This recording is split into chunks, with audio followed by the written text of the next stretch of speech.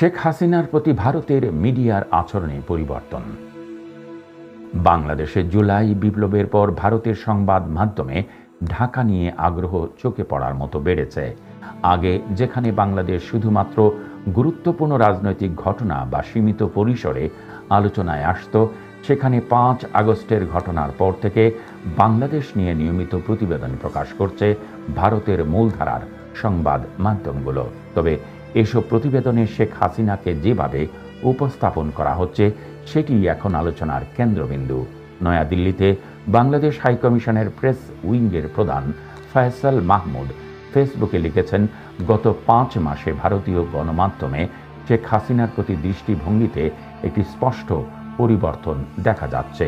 তিনি জানান, শুরুর দিকে ভারতীয় পত্রিকাগুলো শেখ হাসিনাকে প্রাক্তন প্রধানমন্ত্রী হিসেবে উল্লেখ করত। এরপর তারা অপসারিত প্রাক্তন প্রধানমন্ত্রী শব্দবদ্ধ ব্যবহার করতে শুরু করে।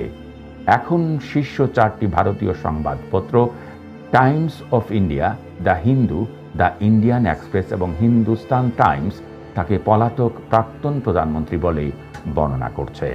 ফয়সাল মাহমুদ মন্তব্য করেছেন, পরিবর্তনের ধারাটি খারাপ নয়, যা ইঙ্গিত দেয় ভারতের মিডিয়া রাজনৈতিক ভাষ্য এখন একটি ভিন্ন দিকে এগুচ্ছে।